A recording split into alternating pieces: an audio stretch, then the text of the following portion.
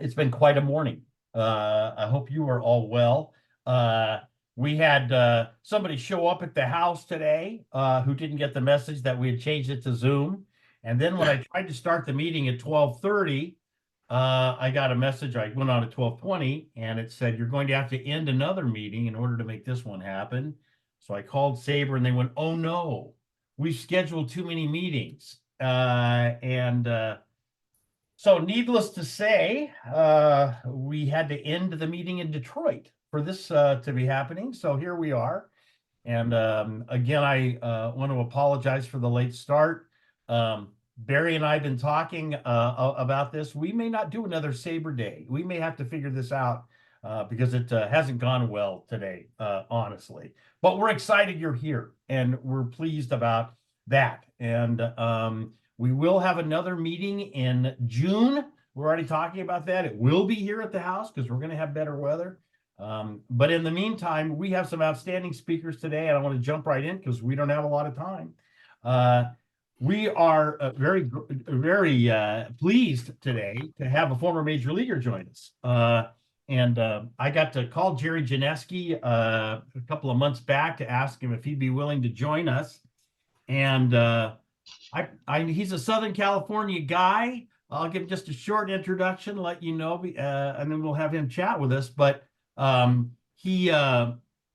graduated from high school in Pasadena, according to the baseball ref. If I'm wrong on any of this stuff, you can correct it, Jerry. Drafted by the Red Sox organization. And going to Cal State LA, my son's alma mater. And then he played in that organization for a few years and came up to the bigs in 1970 and had a really very good first year, started 35 games for the White Sox, then was traded to the Washington Senators at that time for the bonus baby, those of us in Southern California remember, Rick Reichert. So he then played for a couple of years, or they moved then actually to Texas. And so we want to welcome him.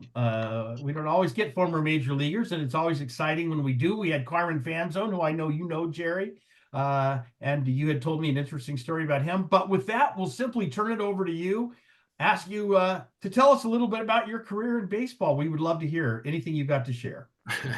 Well, we'll see what I have to say, Jeff. Thanks for the introduction, and it's nice to be able to talk to somebody. This is not the kind of thing I typically do. I told Jeff I really have not been that involved in baseball since I retired, and really haven't had too many opportunities to do something like this. I'm really happy to do it. I don't know whether my story is interesting or not, but I told Jeff I'll tell you my story, and that's all I got. But Jeff started the introduction correct. I'm from Southern California. I started off. I'll give you some of my early memories, is like just from how I got started, is just playing Little League baseball. And my father was very motivated for me to either become a professional baseball player or a priest. And baseball seemed a little more appealing. He started off by setting me up in the backyard when I started playing Little League with a pitching mound, and he built a board for a backstop, and every day I would go out and pitch 20, 30, 40 pitches to that board.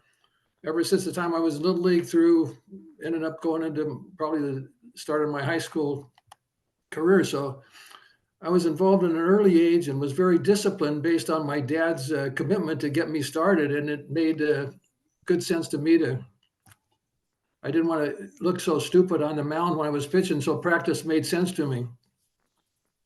But this goes to a story that kind of was one of the first setbacks I had in my baseball career. I actually started in Little League when I was expecting to be a star, and I was doing pretty good in Little League. I was only like 10, 11 years old. And there was a clinic at our local high school, San Gabriel High School, that they had some former ball players to whatever degree, I can't remember, but they were going to put on a little clinic and watch you do your thing and give you some pointers. There was about, I don't know, it looked like 100 kids at the field and going through the steps of going through the different fielding positions, and finally got an opportunity to get on the pitching mound and look at all the guys that were there and kind of give them some pointers. So I said, wow, this is great. I'm going to get to be able to show my stuff here. This is what I've been waiting for. I get on the mound and watch the instructor take a look at me. I wind up I throw the ball and he kind of looks at me. And I'm thinking, wow, he's kind of giving me a funny look. He tells me to throw another pitch.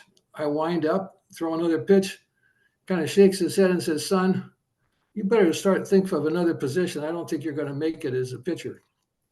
So I'm going, wow, that was a setback. I thought that doesn't fit with my alignment of myself, but it sure put me down. I went home and told my dad, and he said, don't worry, son, you got a catcher's glove out and pitched to him, and said, you're fine, don't worry about it, and whatever, and took off from there. But that was really like something that somebody could do to a kid at an early age and really put a damper on him.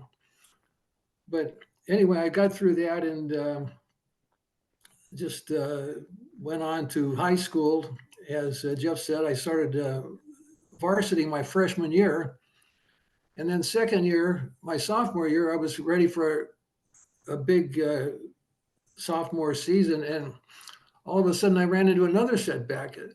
This was a really crazy experience, and I never figured it out. But I went and started a game at Pasadena High School, just up the street from LaSalle, which the school I went to was a little small, at that time, all boys school. Now it's co-ed. But at that time we had about 400 kids, and I was pitching again sophomore year. I go to Pasadena High School, start the game, and I throw to the first batter. I throw 4 balls. The second batter, I throw 4 balls, but this time they're going like way out of the strike zone. Third batter comes up. I throw a ball over the backstop. And I could not only hit the catcher, I couldn't hit the catcher. So I was out of the game and went to the sidelines, and I don't know what developed, but there was like for a week or 2 weeks, I could not throw a ball and hit a catcher. I mean, it was just a crazy experience. I'm thinking, what the hell is going on here? And it's just, I still don't understand what could have happened. But anyway, I figured the solution to this out, fortunately. I figured out if I could get to a catcher from 2 feet away, like a dart, and throw it at the glove, I couldn't miss that. So I started from that, and I would keep walking backwards from a foot, 2 feet, 5 feet, 10 feet, 15 feet, and I expanded out to 60 feet 6 inches. And all of a sudden, that little progression was able for me to reallocate whatever went haywire. You know, people get the yips or something in golf, and but I sure experienced them. But that's how I broke myself of it. And so in the course of I don't know, a few days, I reprogrammed myself and was able to start throwing strikes again, and was fine from then on. So at that time, I was playing a lot of winter ball or summer Sunday ball at Montebello Municipal Park. They had a semi-pro team, a lot of ex-ball players that were there. And that was when I got my first taste of kind of what the benefits of a major league career could be. We had a good-looking ex-major leaguer that was a local to Montebello, Charlie Shoemaker. And Charlie was a decked-out, good-looking guy, tanned, and ex-major leaguer. He played a cup of coffee in the big leagues a little bit of time, but he walked the walk and was really a cool guy. Alpaca sweater, Sansa pants. That was the Major League Baseball player outfit. And that was it. You got him at Dunedin, Florida. I found out in spring training they could shop there and get all of this stuff at a good price. Anyway, Charlie would come in and tell him some of his exploits about Major League sport baseball and even the minor leagues and some of the travels, and told some interesting stories about some of the women adventures that he had, which also then kind of triggered my interest in thinking that maybe I made the right choice of baseball as opposed to the priesthood. So I kind of always remembered Charlie, but there was a lot of scouts there on Sunday ball, and little manager that was a funny guy who managed that team was like a little bird dog scout, Rick Fenton, that introduced me to a lot of people. Ended up, I met Joe Stevenson with the Red Sox, and followed me through my career. And when I graduated from high school, Joe ended up coming to our house, and I signed a contract with the Red Sox for $8,000. And in those days, not good, but not bad. And then I get a progressive bonus with that. If you made it to the major leagues, you got another $10,000. So they throw that in with a little icing on the cake, see if you give you some incentive if you make it. So that was my contract. From there, then I took off the first year in, what would that be, 65, I think, to Ocala, Florida for spring training. And that was a interesting experience because obviously a young guy hadn't been out of California that I can recall. And all of a sudden you're going with all kinds of guys from different parts of the country, all different ways of life. And you got all this huge testosterone level building up at that age and competitive. And so all of a sudden you're thrown in the mix with a bunch of these guys and you just think, how's this going to work out? You've never had that much competition before. But the other thing that struck me was really amazing when you go back at this point in time is we go to the hotel there, a local hotel just off of Center Town Square, and go in there, and I realized there was no black ball players living in the hotel. And I found out that they weren't allowed in the hotel. They had to stay outside of the hotel on the way to the ballpark, the little shanty shacks that were very low income housing. And a lot of the black community was there. These guys, amazingly, go back in 1975, were not even allowed at that time into the hotel. Just retrospect, it's incredible how far things have come. So I was starting to experience these things, and one of the things that hit me back in thinking about what went on at an early age, I realized that clubhouse antics were something that you had to be a little bit careful about, and you got to be careful of who you're talking to and how you're talking. As I found out very early on, one of the things that they like to do is play a lot of practical jokes, which carries over through my whole time in professional baseball. But the one I learned first, fortunately, it wasn't against me, was a thing when I walked into the clubhouse. They were having this argument about, three guys were talking that a group was talking about, I forget who the guy was, but that he could lift three baseball players off of the ground. And you get this argument going, I found out later, and you set one person up as the guinea pig, who's the guy who you get set up. So the idea is, you say, well, Carmen Fanzone can pick three guys up. You get people talking about it, having bets one way or the other, whether he can do it or not. I'm not putting Carmen in the guy this. I'm just using his name because we know it.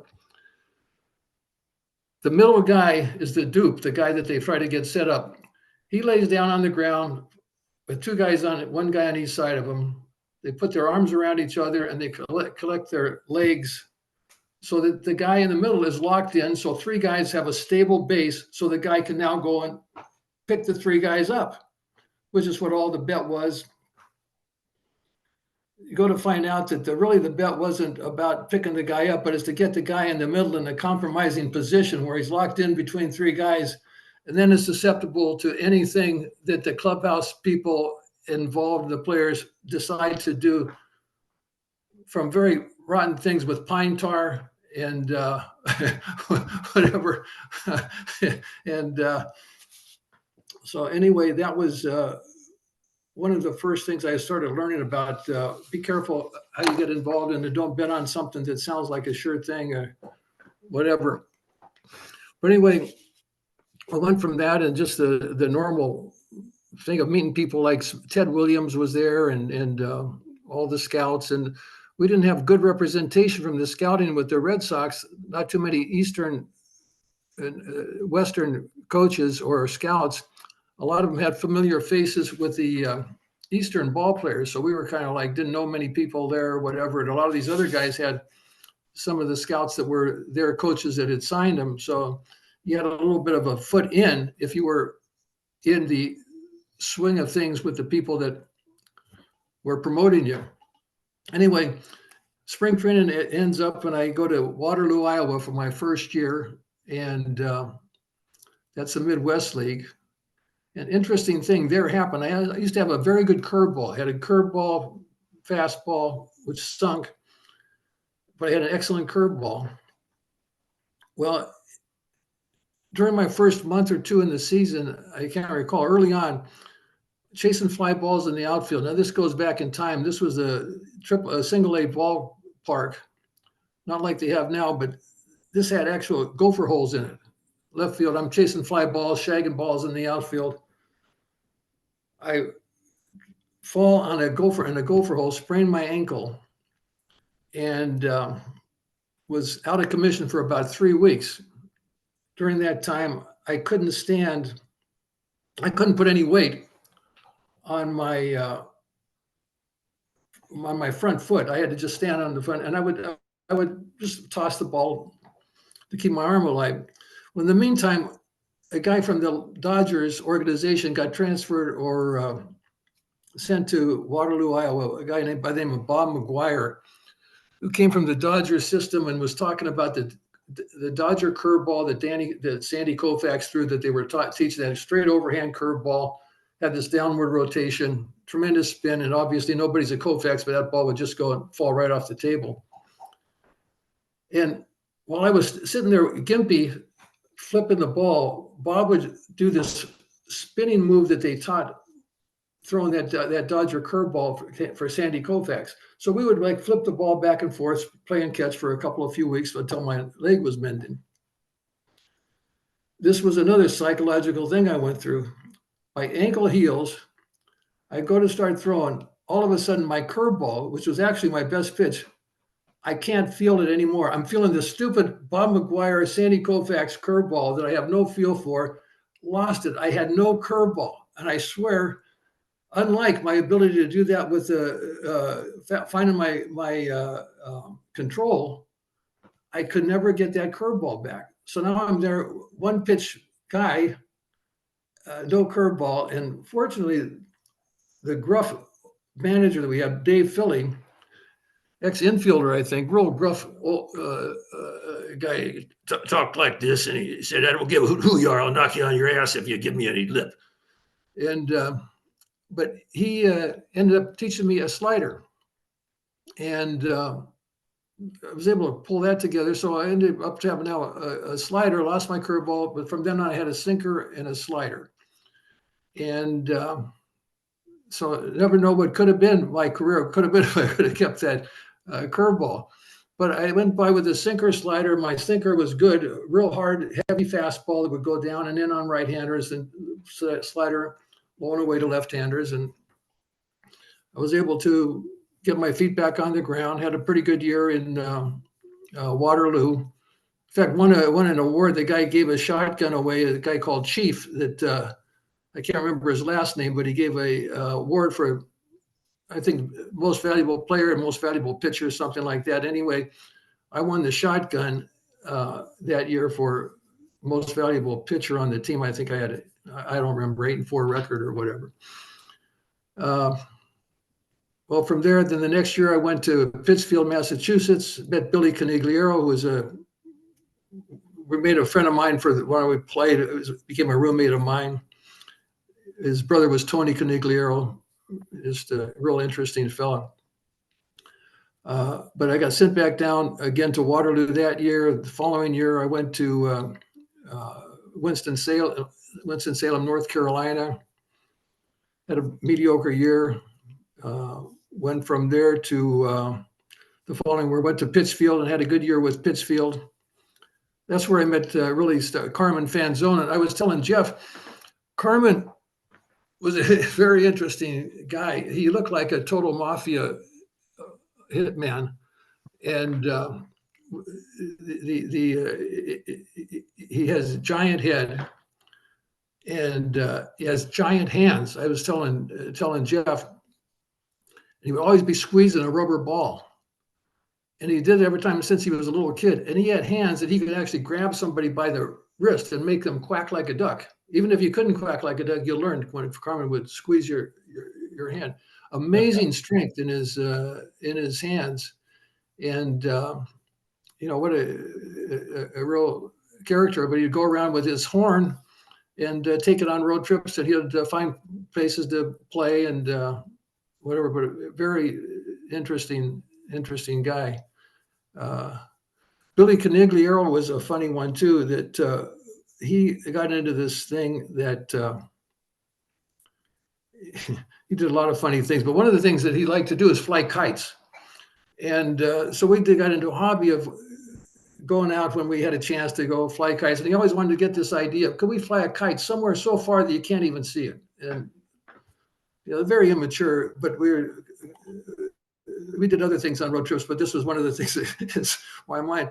One time he said, if we get to the top of a building, I forget we were going on a road trip that had a high hotel. He said, we get to the top of that, get our kite up there, and we could probably put that out, forever.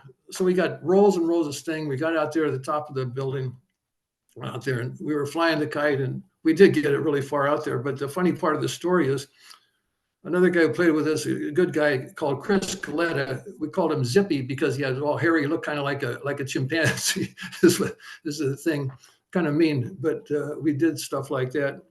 Anyway, he said, Billy, can I fly the kite? He said, no, Zippy, you can't fly the kite. And he said, Billy, please, let me fly the kite.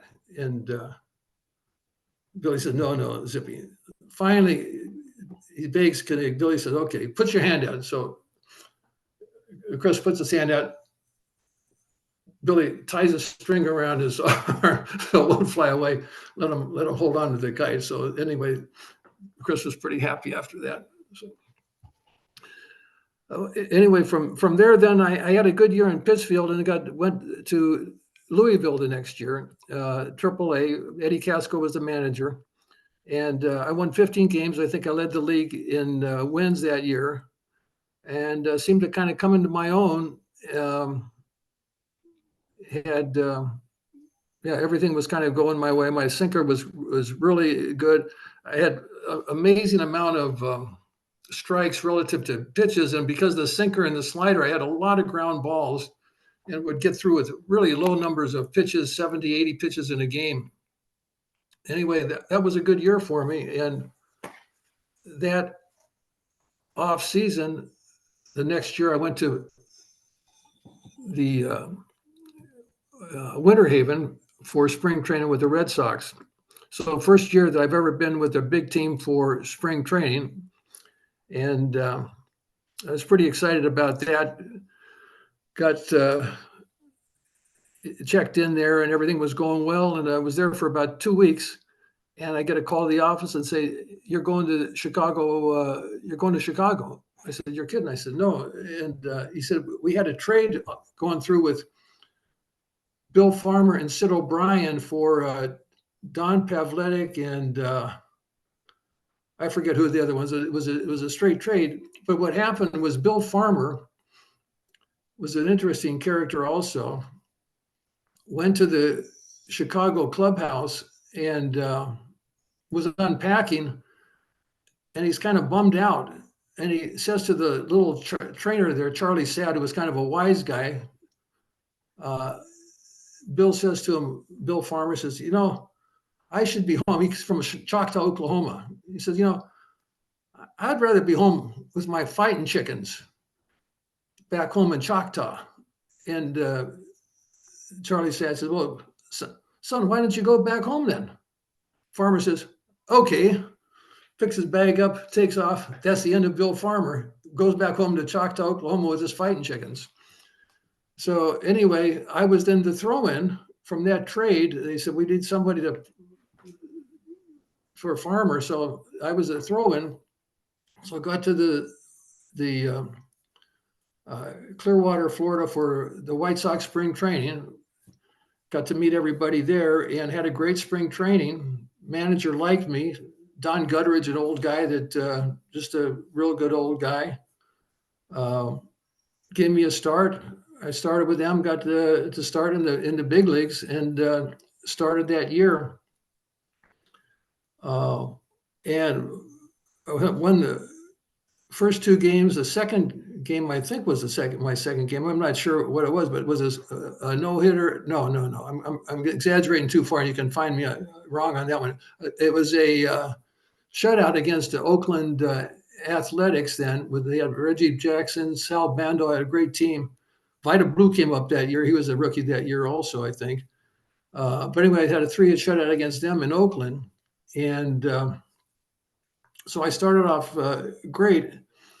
And also at that time, I had a little bit of a situation where I met a gal in California, Susie Pretter, who kept calling me up every day. I'd met her just before I left for the season. Said, "Jerry, will you marry me? Please marry me, please." And finally, I decided to say yes. That's not a true story, but that's the story I tell about how it happened. And it was actually probably the reverse, but me calling her. But anyway, we got married All-Star break. Tommy John got married to Sally, his wife Sally, and I got married to Susie on All-Star break.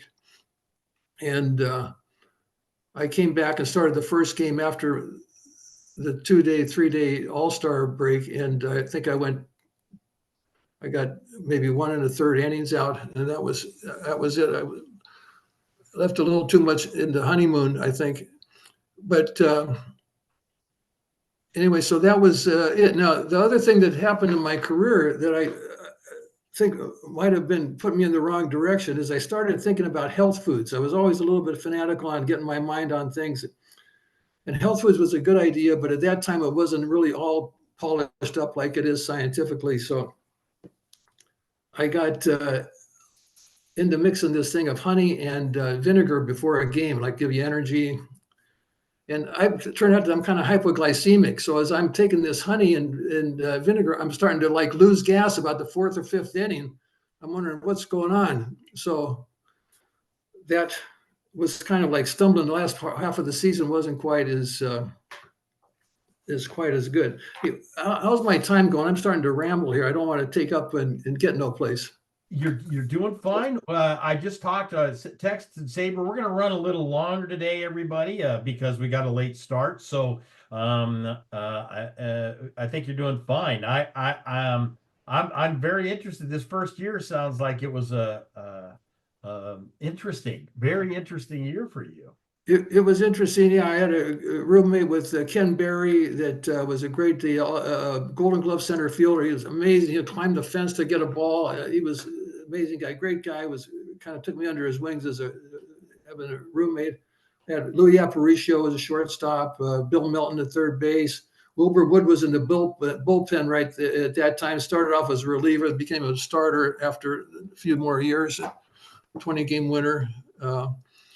But yeah, we had Tommy John. He won 12 games that year. I won 10.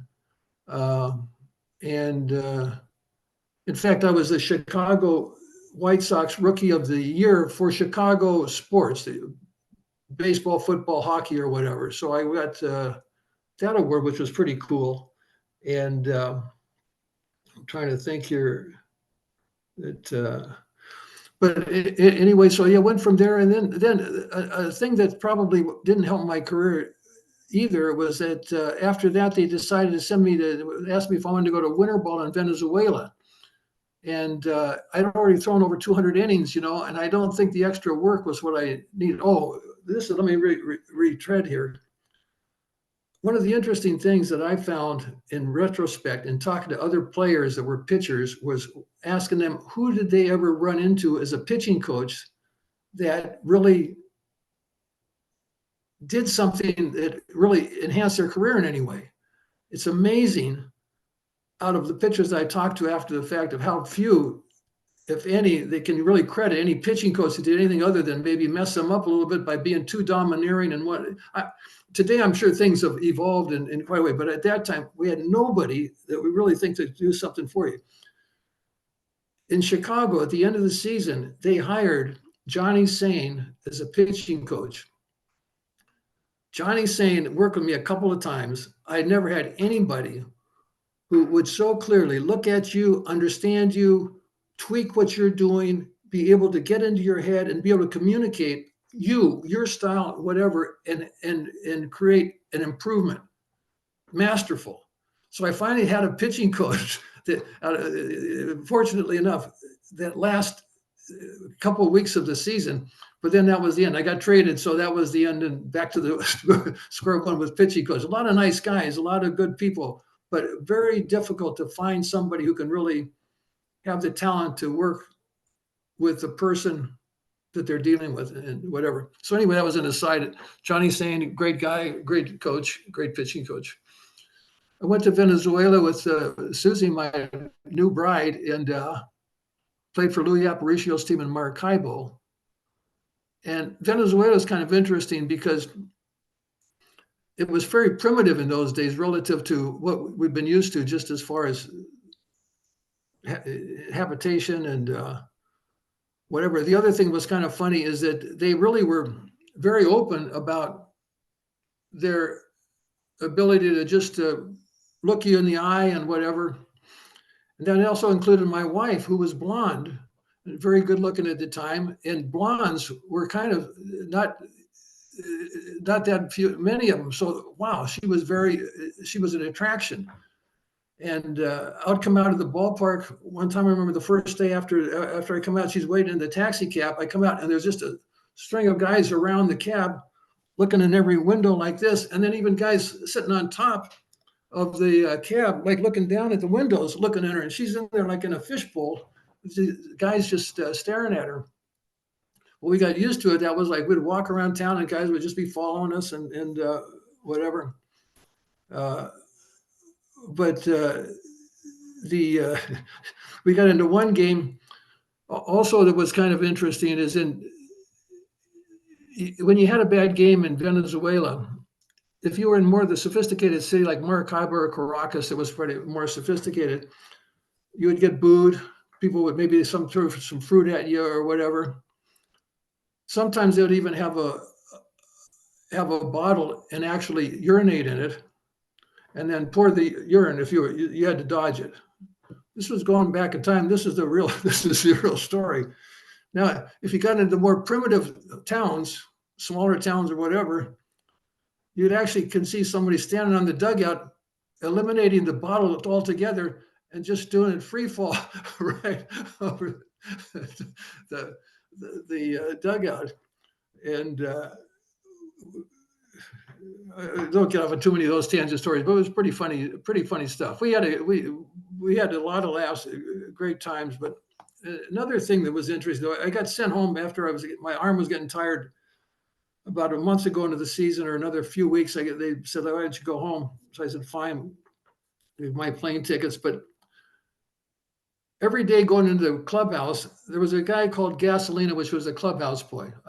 All I know is his name was Gasolina. Nice little guy, he'll shine your shoes and do whatever. And my interaction with Gasolina for the month and two that I was there was walk into the clubhouse and say, hi, Gasolina. And you go, whatever, Spanish would come back at me or whatever. We couldn't communicate, but I would just say hi, and he'd talk back to me. That was it. I mean, I just acknowledged him every day. I get sent home. I come into the clubhouse after I talked to the manager, the owner. He says, yeah, go on home. I come into the clubhouse and Gasolina is wailing. He's crying in the clubhouse. Like, I said, what the heck happened to Gasolina?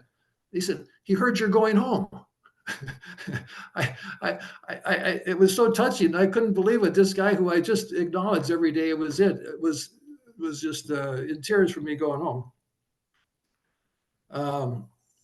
So that was it. And then until a few weeks later, I find out that I've been traded to the Washington Senators and get ready to go to spring training. And there I met Ted Williams, who was the manager. Amazing guy, best hitter who ever lived. Egotistical, bigger than life. John Wayne said about him one time is that Ted Williams is the real John Wayne. It's like, a great fighter pilot, best hitter, unbelievable sports fisherman. Anything he put his mind to, I think he could do. But he was very egotistical, not the best manager, I would say. First year he took that team and they went from a losing record to, I think, moved them way up in the standings, because just the Ted Williams, his vibrancy was so powerful. He could just move anybody along. But then when you started deciphering what he was doing, he was so strongly in control that people started like resisting him a little bit. And I really feel bad that I really didn't pick his brain more than I did when I was there with him. But anyway, I was with them for about half the season. I had a terrible season. Oh, I took my health food into going to becoming a vegetarian. And without any realm or reason of how I was going to do it, I just quit eating meat. And I went from like 205 pounds playing weight to like 185 pounds. I was like losing my stamina and couldn't figure out what was going wrong. Anyway, when I got sent back down to the minor leagues, I started figuring that one out. So I did some bonehead things that I don't think really helped my career. But I got sent back down to Denver, Colorado in American Association. That was a great place. Del Wilbur was the coach, big, gruff, grizzly bear type of a guy, good manager. We actually won the, I'm trying to think, it was that year, we won the Little World Series against Rochester, New York. I'm thinking it was that first year that I was back, or went back down. But so I never got a chance to get back up, got sent back down. And the following year, I started off again at Denver, the same team. And this was an interesting life experience. Is during spring training, we go on break and go to Denver, and we're going to go on the first road trip. And the year before, I'd roommated with Cisco Carlos, good guy, and we got along pretty good. I had some little bit different ideas and philosophy and things like that. And we go to take on the next road trip. I said, Cisco, we're going to be roommates this year. And he goes, no, man, you're too crazy. So I look around, and there's this guy called Steve Greenberg, who I met at spring training, who made the team. And he says, I'll be your roommate. And I go, fine, Steve, you seem like a good guy. So we became roommates. And he's a real good guy. I found out he graduated from Yale, and first baseman, just very, very well read and very sharp. Just a great guy. We hit it off real well. And I was always so impressed with him. And one day we were on about the second road trip, and he says, could I buy you dinner? We were on a road trip. I said, geez, I was coming down from the big leagues. I wasn't making great money, but I knew I was making more than Steve. And I said, Steve, no, I don't. He said, no, please, I insist. So I said, okay. I didn't put it together until another bit of time. More talking to him, but he was Hank's son, Hank Greenberg. And Hank not only was very wealthy in his own realm of investing in stock market, but he also married the Gimbel heiress from the Gimbel department stores. So Steve had more money in a family background than, is looking at me like, I can help this guy out with a little dinner here and there. But he never let it on. I never had any clue that he had anything at all, family-wise or whatever. As I got to know him, became friendly, got to know a lot about him. In fact, after I retired, we got into a few ventures. Steve, Hank, and I bought a few real estate properties and had a few laughs. We'd go to the Beverly Hills Tennis Club. Hank would know everybody there. He was looked up by everyone, and he was just an amazing man, just totally gracious. And but so that was my Steve Greenberg introduction, and we became friends and played the next year. Oh, so that year, I forget what that was. in 72, probably. I got called back. Oh, let me regress. This was another pitfall I did when I got, no, it was this year in 72. I got called up in the middle of the year to go and play with Texas. Washington moved to Texas.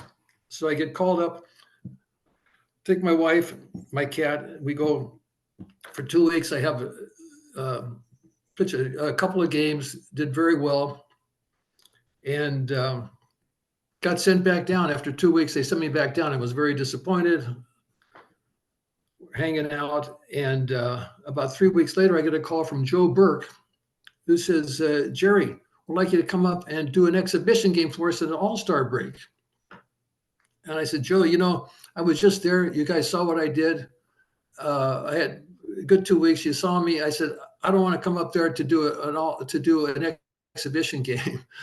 So I'm sorry. Well, Joe said, okay, Jerry, thank you. And that probably put the end of my any more interest with me in the Texas Ranger organization. So from there, it was kind of one more year. We moved to Spokane and won the league that year. Del Wilbur was still the coach, was the manager. And then that following year, it was like in 74, I ended up getting traded went from Spokane to the Hawaii Islanders, where it was the last year I played ball. And that's where my son actually learned to walk in a high-rise condominium overlooking Diamond Head.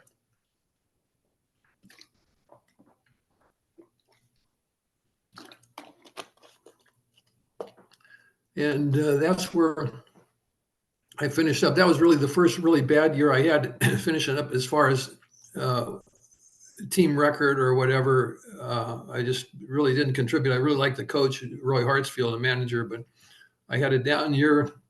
And after that year, I decided, I'm 29, 30 years old. No, what was I? 30. I must have been close. And I can't even remember how old I was when I figured out, though, must be time to call it quits at my age. They didn't have the careers as longevity as they do now. And I said, to get back up, to go back to the major leagues, make $10,000, $15,000, and I'll be 34, 35 years old. And I said, you know what, it's probably time for me just to pull the plug for the family and whatever. So I retired after that year in 74 and had to face the real world, which really bothered the heck out of me. We used to make fun when we were in the minor leagues, getting up to call it the lunch pail league, joining the working class, and kind of a nightmare. Even though there's so much pressure in baseball and whatever, it's something that you're used to, and you are playing a game, and it's just such a unique way of life that it is hard to think about facing something else. But I had to bite the bullet and face the real world. Yeah, so that's kind of my story. I don't know what else you guys would like to hear. I probably started rambling a little bit. Well, thank you so much. I mean, I got to tell you, I feel like we've only Barry and I really wanted to have this be an in-person meeting. And the reason is because I feel like we've only scratched the surface of kind of what I'd love to talk to you more about. So many things that you've mentioned and talked about, but we do have a limited time today, unfortunately. And so I can't tell you how much we appreciate the stories and the personalities. Some of the guys that you met along the way, absolutely legends of the game. And mentioning Johnny Sain, as you know, he was Jim Bouton's favorite pitching coach. I mean, everybody loved Johnny Sain, and so I'd love to hear more about that at some point. But I really want to thank you for your time today. Well, it's been my pleasure, and thanks for thinking of me and giving me the opportunity. I enjoyed it. I'll tell you what, you live close by. We would love to have you join us again sometime, and you and I'll stay in touch. So I want to express our appreciation and gratitude to you for sharing your career, about your career. And again, I do feel like we just I have probably 20 questions. We have other speakers today, so you and I'll have to figure that way to do that another time. But thank you again. All right. Thank you, Jeff. You bet. All right, we're going to move right along.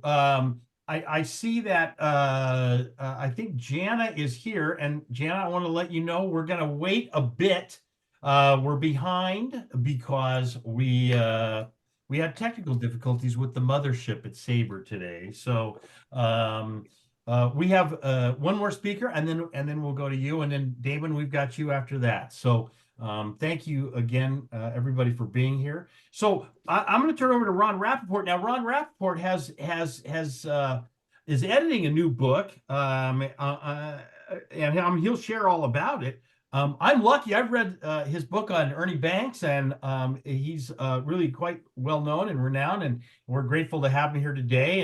And he and I have been talking, and so he's going to tell us a little bit about the baseball journalism of Ring Lardner. So with that, I'll turn it over to you, Ron. Okay, thank you. Hear me okay? Yep. Yeah, good, good. I appreciate it. The title of the book is Frank Chance's Diamond, the baseball journalism of Ring Lardner. The back. Anyway, and it started 8 or 10 years ago when I was reading an article on the Lardner Centennial, which went back a lot of years, but I happened across an article where James Lardner, Ring's grandson, said that it's just by the by, kind of like between two comments in this article about his father, that his grandfather, that Ring's journalism had never been collected. Well, I took that as a challenge, and I called Jim up and his sister Susan, who was Ring's granddaughter, and asked if they would give me permission to put together an anthology of Ring's journalism, and they said sure. Turned into a big book with his. He wrote about lots of different things besides sports and baseball. This is a smaller book. It's strictly his baseball journalism, and the thing that I found myself going through 100-year-old papers from Joliet and Boise and Omaha and things like that, and seeing that Ring was in his time the best read columnist in America. After he left Chicago, he moved to Great Neck, Long Island, and he wrote a weekly column for the Bell Syndicate, which appeared in almost 100 papers, had 8 million readers. It made him one of the most famous men in America, most famous writers in America. But when I started collecting his journalism, what I realized was Ring had 2 careers. One was as the great short story writer, who we remember. He wrote You Know Me, Al, which was the first, and some people still think the best literary fiction devoted to baseball ever. He wrote Champion, he wrote Gullible's Travels, he wrote Alibi Ike. All the while, he was writing a daily column, Chicago Tribune. He had 2 columns in parallel. He never stopped writing journalism, even when he was becoming famous for his short stories. He started writing for this for the South Bend paper, and when he was young, very young, and at the end of his career, at the end of his life, he was writing radio commentary for the New Yorker magazine. He might have been the first media critic in journalism. But what was interesting about his, what I tried to do in the book was give an example of Ring's progress, the variety of Ring's writing. He started out with the Chicago Tribune, writing game stories, hits, runs, and errors. And he was real good at it. Then they made the mistake, or to literature's everlasting happiness, they let him write a column, and Ring really went after it. You couldn't really send him alone to cover a game, because his column might not mention such unimportant things as the score. He was writing. I'll give you an example of. He would write entire stories in verse, the whole thing, and every once in a while, the headline writer would get the picture, and the headline would be in verse too. Here's an article from. It was just a little piece of what he wrote, one of his stories. I thought that this was just the time to write my story all in rhyme.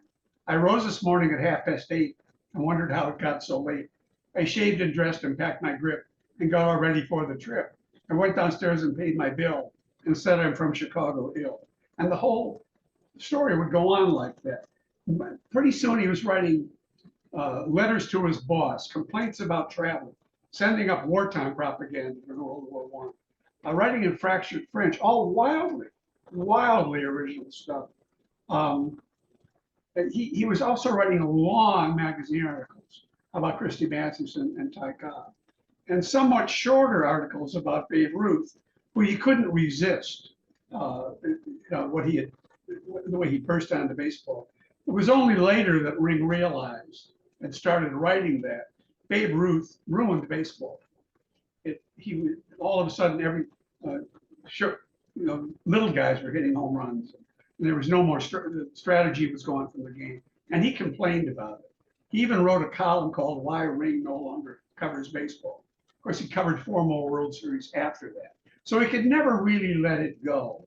But he wrote about those sorts of things, and I wanted to go a little forward to when he was writing the column. He was for the Bell Syndicate. He was writing about politics. He would go to political conventions. He and Grantland Rice played golf and wore an art when he was president. I mean, that's how he went to Hollywood and wrote articles about Charlie Chaplin. He would write about anything. Very little baseball, but he was writing once a week, and these were popular columns. But every World Series, he would saddle up and he would go to the World Series. And again, he didn't have a lot to say about the games themselves. He wrote about the fans. He wrote about the umpires. He wrote about the press box. He wrote about all kinds of things not having to do with the game.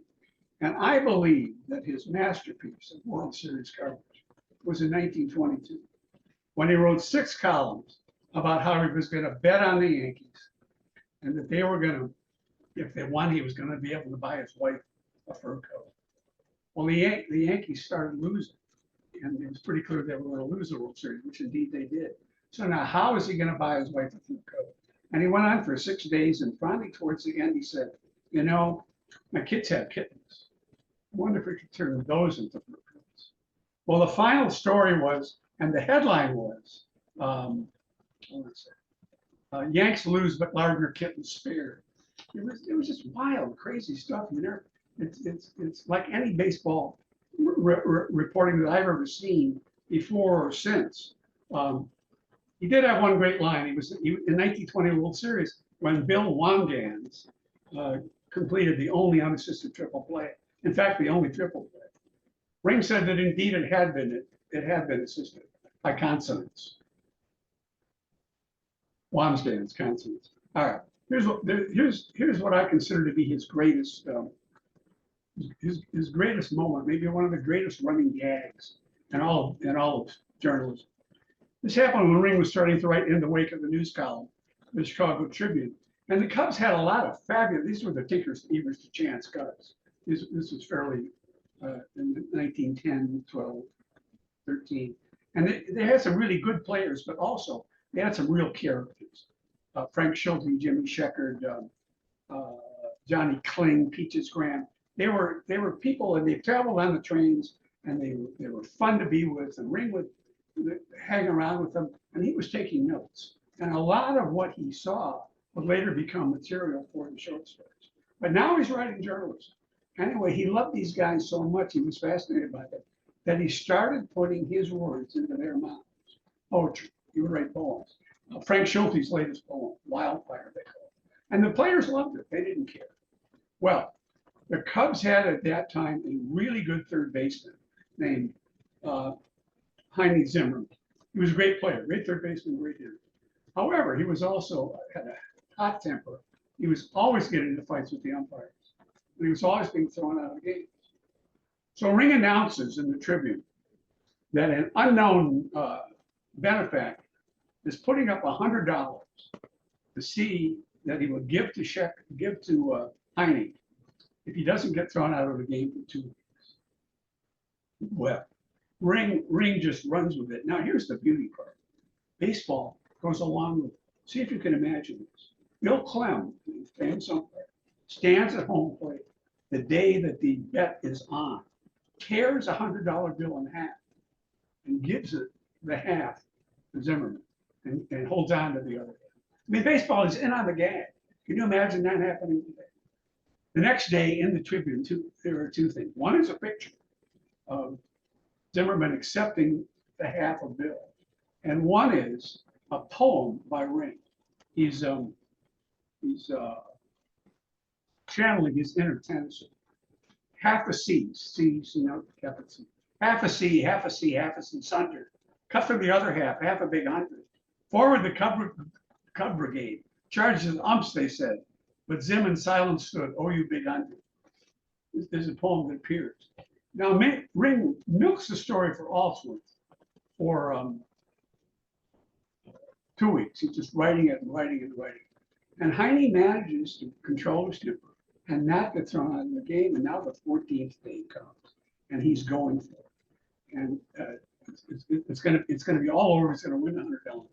And Ring writes in the paper that day, the final day, what he calls Heine's soliloquy. To see or not to see, that is the question.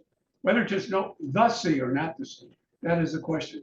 Whether 'tis nobler for the doe to suffer mistakes and errors of outrageous umpires, or to cut loose against a band of robbers, and by protesting lose it, to kick, to beef for chance to scream, oh, there you dove. I mean, let's just say that I don't think there's been a whole lot of Shakespeare in sports pages since then. But Ring, he just let his imagination run wild, and you never knew what was going to happen. So I had great fun putting this all together.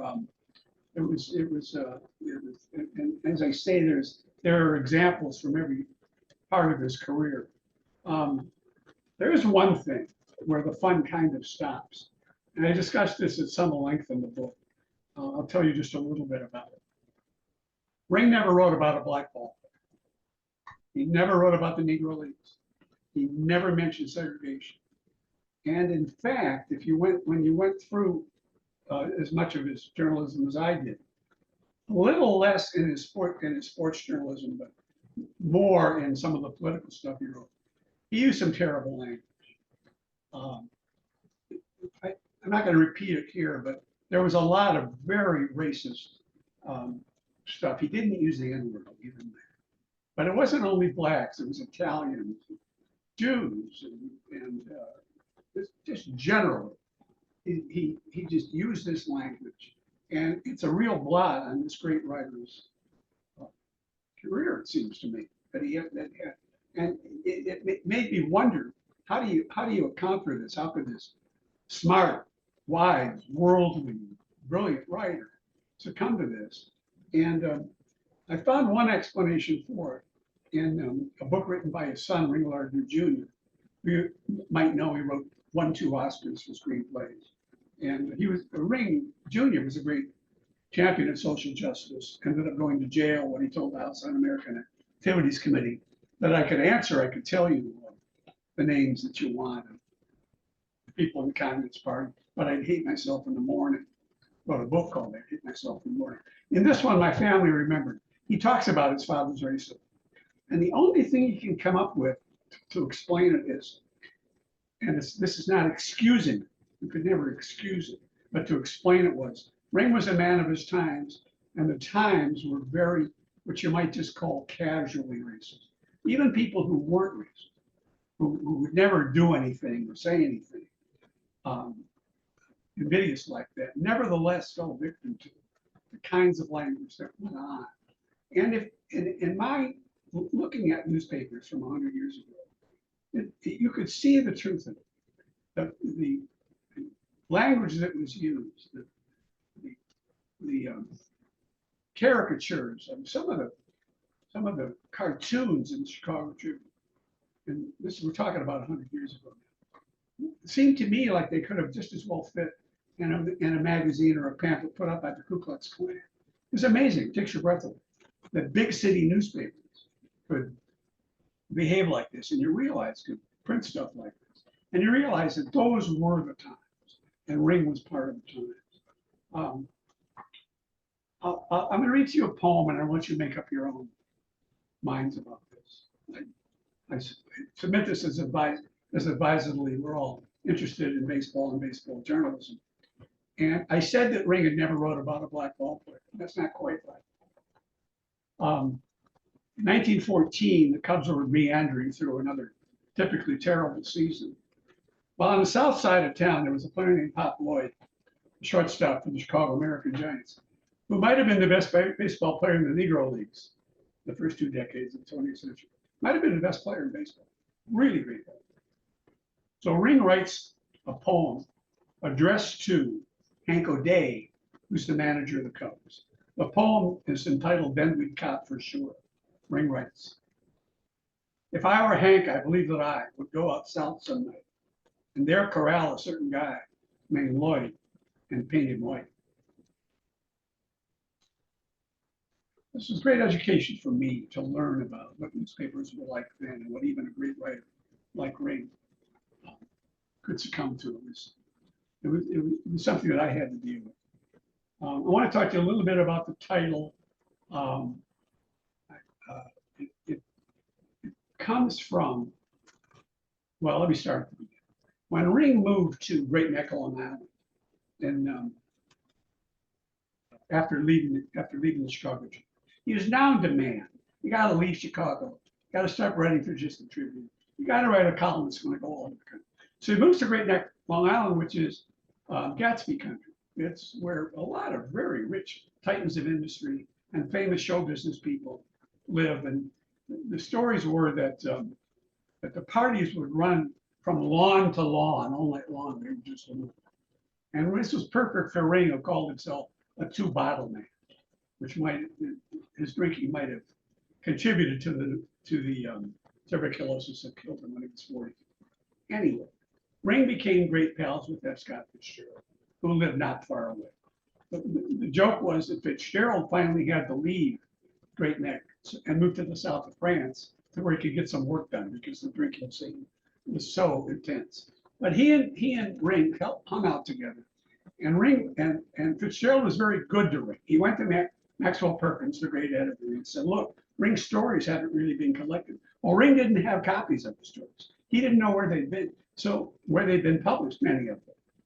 So Maxwell Perkins went on a scavenger hunt through various magazines, found a lot of Ring stories and published them. Great, nice thing for Fitzgerald to do. Ring and his wife adored Zelda. They adored the Fitzgeralds. They hung out with them in the south of France and traveled. They were great friends. And Fitzgerald even put characters based on Ring in The Great Gatsby and Tender as the Night. So they were buddies. All right, now Ring dies. And Fitzgerald writes this, says what a great loss. He's my great pal. It's a great loss to literature. Then he writes he writes an article for Harper's Magazine in which he talks very favorably about his pal. There's his buddy. And he was a wonderful friend and all, our families loved each other and so on. But then he writes at the end of this, Fitzgerald, at the end of this very affectionate tribute, he writes, "During those days when most men of promise achieve an adult education, if only in the school of war, Ring moved in the company of a few dozen illiterates playing a boy's game. A boy's game with no more possibilities in it than a boy could master. A game bounded by walls, which kept out novelty or danger, change or adventure. However deeply Ring might cut into it, his cake had the diameter of Frank Chance's diamond." Well, it was cruel, it was mean, it was kind of true. Ring never wrote the great American novel. And there were some of the critics at the time thought that if he really wanted to show what he could do, he had to abandon these short stories and theater pieces and that he was writing, some plays and lyrics and so on. He really needed to buckle down to write. Ring would have no part. He was not interested. He told Ring Jr. that 2 pages into a novel, he'd be bored and so would the audience. He was happy doing what he was doing. He didn't care whether he was, how high he ranked on the literary escutcheon, of American literature. He did what he did and he was happy about it. And I think he proved, if you accept that he, not necessarily limitations, but what he wanted, that he wanted to do what he wanted to do. And what he proved, what he showed baseball journalists, the rest of it, just how deep and how delicious Frank Chance's diamond could be, the deeper you cut into it. Thanks for listening to me. I had a ball doing this, and I appreciate talking to you. I'm doing some, making some appearances at spring training in Phoenix and in Tucson, and I'm doing a couple of radio shows back in Chicago. But this is my first chance to talk to a group, and I appreciate you letting me be my guinea pigs here. Thank you. We're very grateful to have you, Ron. That is, I mean, you know me, Al, as you know, is a book I think we should all read if we haven't read. And so I was really looking forward to it, and I've learned so much today. Questions? Do we have any questions for Ron before we move on? I know I have one. Anybody else? So, Ron, let me ask you, you have written books on various figures, sports figures, and now Ring Lardner. How do you decide who you're going to be writing about? For example, we all know Ring Lardner. Why did you choose Ring Lardner, or why did you write the book, some of the other books you've written? Well, I was fascinated, as I say, when I read Jim Lardner's quote that his father's journalism was never collected. And I thought, well, that's very strange. And I looked into it, and I found that it was a different era, as I'm trying to explain. The writing was different, their approach was different. Everything was just, so it took me back to another era. So that was great fun. The answer to your question is, I don't know, Don maybe has written books too that sometimes the subjects choose me.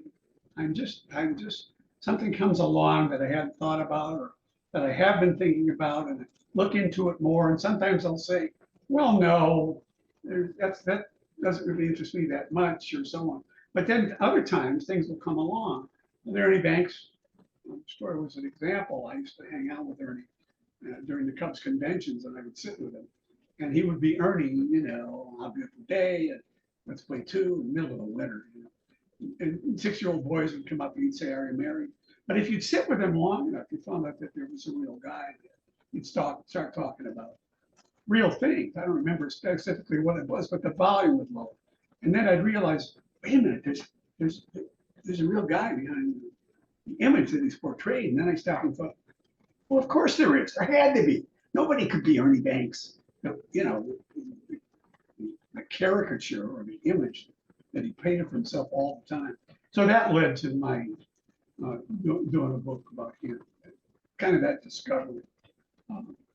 But it's been fun to do, to see how things come along. Yeah.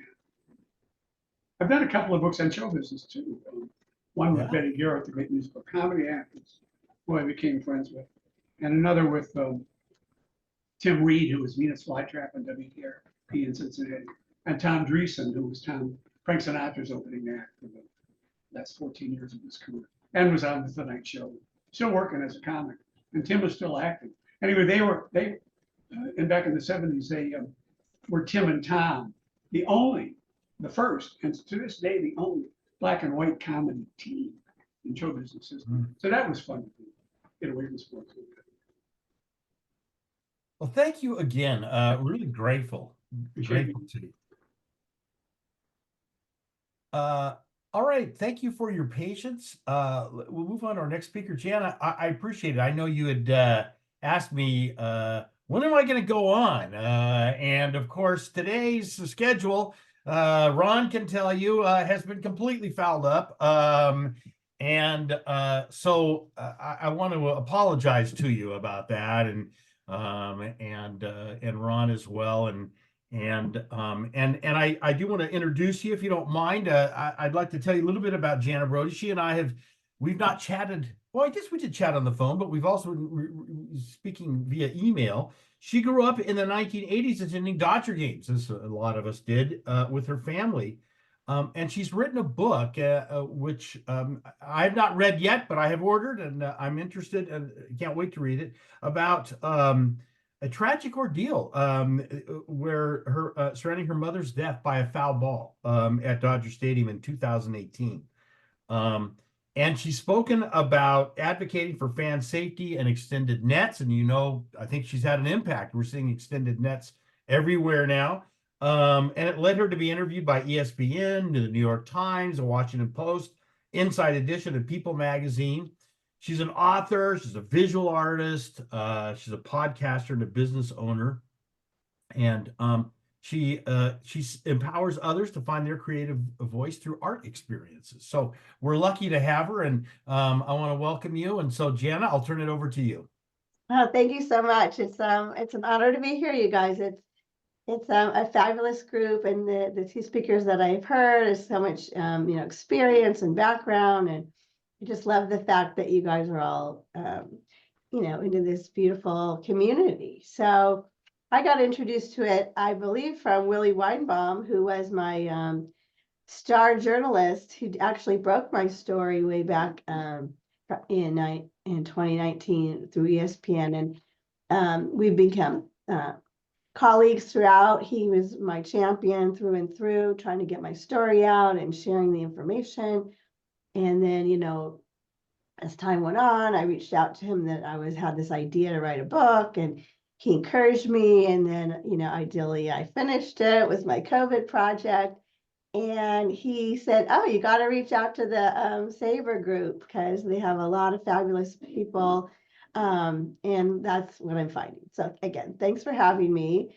And as Jeff said, I am a Southern California Valley girl from the 80s, going to games my whole life. And same with my dad and my mom. My dad had block tickets. So as long as I can remember, he went to every 10th game with his best friend from college, UCLA days. Him and his wife and my mom and the four of them would go for years together. I mentioned in my book, they were even known to smuggle in martinis in their Costco water bottles. And they did get cracked down eventually. But excuse me, I have a bit of a cold. But they had a lot of fun. And again, my story, the title of my book, I put it in the chat, is Sit Behind the Nets. So it's a memoir of a mother killed by a foul ball at an MLB game. So the title of the book is my memoir with a message. So, all these years later, go to the games, support your favorite teams, but look at the inventory, the extended inventory, thank goodness, and buy your ticket and sit behind the nets, because you just never know, God forbid, what's going to happen. So again, it was a big news story in 2019 that Linda Goldblum was hit by a foul ball at Dodger Stadium, Padres versus Dodgers, top of the ninth. Biggest player on the Padres team comes up to bat and just does a pop fly up behind the net into the yellow loge section where my mom was sitting with my dad, and 40,000 people at the game. That ball found my mother. So that was kind of bizarre. And again, my father is a wrestling coach from Pierce College. He's an athlete. He's not about not paying attention. My mom was in her 70s. She has a flip phone that she left in the car. So it wasn't about that. It was about the power of and velocity of balls being hit in today's day and age. So again, she got hit in the temple. She was like in shock. Everyone around her was like, what in the world? And they're like, are you okay? And the last words she said was, no, I'm not okay. And then, everything kind of snowballed from there. The most amazing thing, my dad took a photo that day. He didn't take a selfie because he's not that adept, but he took a picture of my mom, and it turns out his cronies with the seats were sick that day, and he invited his brother and sister-in-law to be there at the game. So that was another mysterious thing. Of all the games, the whole year, his brother and sister-in-law were there with him to drive the car to the hospital, to sit with them during brain surgery. I mean, that in itself was kind of mysterious. All of these, a lot of mysterious things. But I did put the picture of my mom on the back of the book in her Dodger blue, and there's my aunt and uncle sitting behind, and the blank seat is my dad, because again, he wasn't so apt at selfie. But this is my legacy. This is my legacy to my mom. She did not die in vain. I through healing. First, it was telling the story to the media. So that was kind of mysterious too. It happened in August of 25th of 2018. I remember that date because it was my wedding anniversary. And I was out celebrating. And that night at midnight, my sister called me to say, Mom went to the Dodger game and is currently in the USC Trauma Center, in ICU getting brain surgery. I was just like shocked. That whole thing was crazy. And if, it was just about blunt, I don't know how to describe it, but it was blunt head injury. So it was just about swelling and swelling and swelling, and then she passed. So we were in mourning. We did the whole thing. My book talks about my mom, talks about our process, talks about, the more mysterious things happening. We happen to be Jewish, and our faith is you bury people right away. You just a couple days, start the mourning process and move on. And they moved my mom to the coroner's office because in Los Angeles, there's like a law. If you have head injury, the coroner has to rule out any foul play. I mean, kind of silly to say foul play because it was foul play, but so that delayed our whole family's mourning and ceremonies. And it was just, is she there yet? Is she at the top of the list yet? And they every day, sorry, that was very strange. So anyway, we had a lot of time, to think about it and to get it going. And then we were, like I said, all in mourning. And every single person that I bumped into where I said, my mom passed away because she wasn't sick or anything, that what happened? I said, well, tell the story over and over. She got hit by a foul ball, Dodger Stadium, and died. And their mouths would just fall open. What in the world? And their first reaction would be, what did the Dodgers do? How come I didn't hear about this? And the more I hear this same reaction over and over, I'm like, hey, yeah, how come nobody knows about this? I think this should be in the news. So it took me, a grieving daughter with a big mouth, to start Googling fan deaths, foul ball safety, foul ball injuries. And I came across Willie Weinbaum's article that was proudly touting 2018, we extended the nets, all the MLB extended the nets to the dugouts. Hooray for us. We know fan safety is an issue. We know there's injuries, and this is great.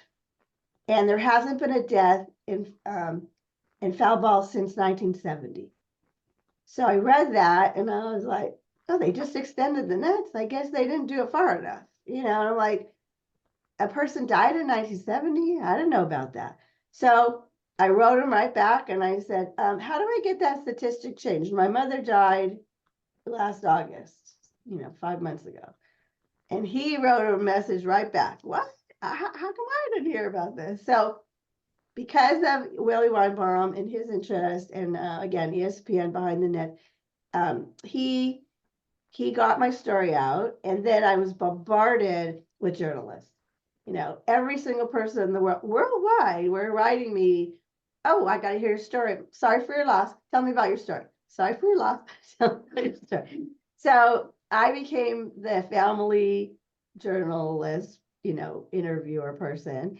And I became a little bit desensitized to the story. I was telling it over and over. And then it wasn't until, the next January, almost a year to the date where I got contacted to ESPN, that my friend said to me, why don't you write a book about this? This is kind of interesting. And so because I never got the chance to really mourn the story because I was being like the press person, the book became my healing. So it's a nice story about my mom and our lives and this cute little Jewish bubby who had an average life, who became extraordinary in life. And her death was not in vain. Because I spoke out, used my voice for good, action took. Nets got extended. Sadly, Dodger Stadium was not the first ones to react, which we were shocked. We thought this could be a really good PR. Oh, this is the second death in our stadium we just should never happen again. We're going to be the first ones to raise the nets. Nope, that didn't happen. It was after children were getting beamed in the head and being caught on film with the reporters were now looking and finding these things. I think it was Albert Amur who fell to his knees because he visually saw a child get hit from a ball he hit. So it actually became too awkward not to do anything. So, I mean, that's just hideous to me. This was all preventable. Since 1970, a 14-year-old boy got hit by Manny Mota. That should have been the precedence to extend the nettings back then. So it was a very preventable experience. And but slowly by slowly making noise, these children getting injured on camera, changes made. The nettings go all the way to the foul poles now. And in Dodger Stadium's case, it does go up higher behind the loge area in the yellow section. And they did mandate just recently that MLB or minor league is supposed to extend all their netting, but they gave them to like 2025 to do it. So like, why? You do it today, you're going to hurt more people. And then there's spring training, there's college, all the way down. And it's just the thing. It's a danger. And so by writing the book, even if you don't read the book, which I hope you do, the title says the message. Sit behind the nets. Protect yourself, your family, everybody, and your loved ones. That's my story. And I would love, like I said, to make it a dialogue because I've talked about it a lot. I'm curious, have you guys all familiar with the story? Thumbs up, thumbs down? Yeah. Yes, we have yes, Ron, you have a question. Yeah, first, thank you for putting me on before Jana. Jana, writing the book, you said it was your healing process. Didn't it make you cry all over it? Did I cry over it? Cry all over again? Oh, yes. Yes, I did. But I got to, cry and mourn my mom and, and think about her as a person and who she was and share that detail, the first half of the story. But like I said, after when I released the story 5 months after her pass, I didn't get a chance to mourn because I couldn't cry every time somebody interviewed me. That would be bad. I just mean sitting there working on the book. We all know, it takes a while and you got to go over it, read it and so on. Yeah. It'd be crazy. Huh? Yeah. Well, it's pretty hard, but I did it. And again, I had COVID. I was home. I lost my job. I had knee surgery. I was like stuck. So I had time to do it. And it was helpful. It was helpful. And the funny thing is a lot of my family, my kids, a lot of them don't even want to read it because they're too sad. And the saddest part is in the beginning. So I'm like, oh, just skip over the beginning. And then it gets and it is a little bit comical. I use my voice I'm an artist. I'm a visual person. So I've always been a journal writer on. So I write as the way I talk, like a journal. And I didn't have an outline to the book. I just started writing and then I get stuck. And I took a couple classes, how to write a memoir, what's important. So I knew I had to get to 50,000 words. I didn't really know how, but I just started going for it. And I say that the book unfolded over 3 years because once I would get stuck, I'd be like at 20,000 words. I'm like, okay, now what? Terrible, something awful would happen in the news. I'm like, oh, there's another injury I could write about. And, I had another chapter. Then again, things just kept evolving. My son had a personal experience with a Cardinal. Harrison Bader. It was his 18th birthday. And I didn't fail to mention that I am no longer a Dodger fan via marriage. I've been married 28 years now, but since I got married, I am a St. Louis Cardinals fan to keep peace in the home with my husband.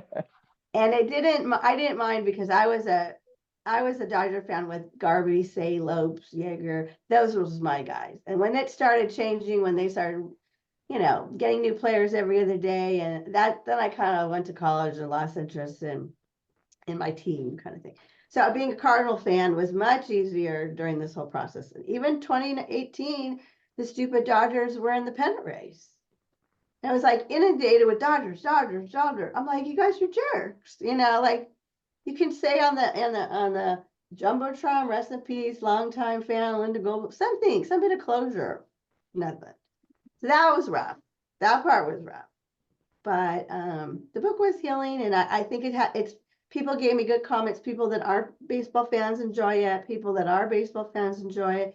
Have a lot of quotes and, again, interviews in there. And I just want people to know that there's some dangers out there. And again, just sit behind the nets and keep your family safe.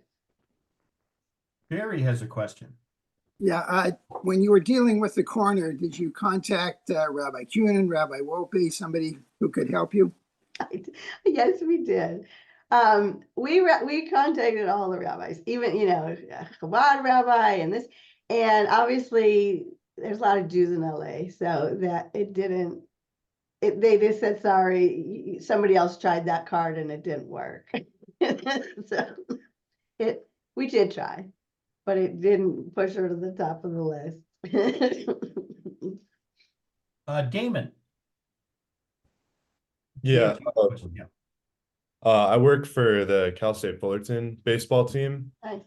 And we're in the process of finding how to get new netting. Right now, a college team makes a lot less, so it's a lot harder to keep all that up. And that's just been not a struggle, but it's just been like something that's on everybody's plate to kind of get done before a lawsuit comes out or before fan safety is compromised. And all the people that you've talked to, have there ever been any sources that were kind of reluctant to add new netting or, gave you pushback for Sure. fan safety? Sure. In fact, that's why it didn't happen right away. The commissioner said we need to look at every single ballpark. All the configurations are different. We can't put a mandate out there. Each ball club is going to look on their own. And it was bumpkiss. Jordan Scott, which I will give you his name, Damon. He once offered his own personal money. I think he found out it was $50,000 in 4 days to put up netting in his two New York stadiums. He's from New York. So you might hit him up. Maybe he'll chip in, for that. I'm not kidding. It's a minuscule amount of dollars to save people's lives. And it's my son, my high school, my next door right here down the street from my house, their foul balls were going into the swimming pool because the high school's small, the land. So they were endangering the swimmers. So they put up a net, and I don't think, was that costly. I mean, it's probably a smaller park than college, but it's huge. It's huge. In fact, I did a book club recently in Ventura. My girlfriend's house is about an hour away. Knew no one in the group. 2 people in the group of maybe 15 either got hit or witnessed somebody getting hit at a college game. In that small group, I was like, oh my goodness. And these are strong guys there too. This the same guys. So hopefully there's a fun, that would be my dream if there was like this teeny little 0.25% of a fund that would help all the people getting hit, help the people needing to add netting. I think you'll see in my book that I became part of a Facebook private group called Folks Injured from Minor League and Major League Baseball. I mean, there's a Facebook group of 100 people that vent their issues and have daily illnesses, chronic missing eye, chronic head pain, whatever it is. And they get zero compensation because of the baseball law from 1920. Oh, right. So that's huge. Marlene, what did you want to say something? Marlene, yeah. Thank you. I thought it was interesting that you mentioned your mother left her phone in the car because I sit at games these days and I look around and most people are like this, I keep a scorebook and I miss, I have to be mindful too that those balls come back real quick because I could be writing something down and the ball comes right back. I think we all need to remember to keep your eye on the ball, if you will. thank you for writing your mom's story and for being such an advocate for safety at ballparks. It's really important, and thank you for doing that. It couldn't have been easy. Yeah, I appreciate that. Thank you. Somebody, Marlene, I think you wrote in the chat, was there a video? And it was really hard to find a video. Willie Weinbaum actually, my father 100% says it was Fan Mel Reyes who hit that ball. The biggest guy on the team of San Diego Padres. And he even said to his brother, that guy should be a football player. What's he doing playing baseball? I mean, a huge man, 275 pounds of power. And it was in the original article. But Willie Weinbaum was asked to retract that name because somebody somewhere, there was a hint that maybe it wasn't Fanuel. And we didn't mind because we didn't want any player to be traumatized, but there really wasn't any video. The cameras don't follow those, it's moving on purpose. They don't follow that. I mean, that's the thing. So there was no video. And then somebody asked Rod, how did Vince Scully react at the time? Later, when the news finally got, we did not hear from Vince Scully. He was still alive, right? 2018? Yeah. So no, nothing from him. And even the LA Times had a little kind of article where all the other news, New York Times, Washington Post, big papers. But I don't know. I think the journalists are not supposed to discuss stuff like that in LA. So that was a little disheartening too. Until I have to say, this was exciting. Just this past August was the 5th year anniversary of her passing, and Bill Plaschke did an amazing article on the anniversary of her death. A humongous full color page on the sports page, interviewing my father and giving homage to that. And that he was amazing. And it wasn't until I did a book talk and somebody said, "Oh, I used to be a journalist. You need to talk to Bill Plaschke. He writes about controversial things." So we reached out to him, and a miraculous thing too. My father attends like a senior sports current events class at Pierce College, and Bill Plaschke was the guest speaker. So we had a connection, and we told the story, and he didn't know it. So I mean, he said, if I would have known it, I would have spoken sooner. But at least we got the LA Times to publish that beautiful thing. And that felt good. A little bit of closure, not from the Dodgers, but from the LA community. Okay, any other questions from the group?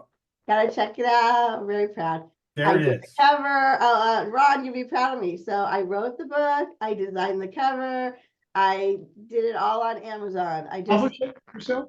I did it Amazon. It's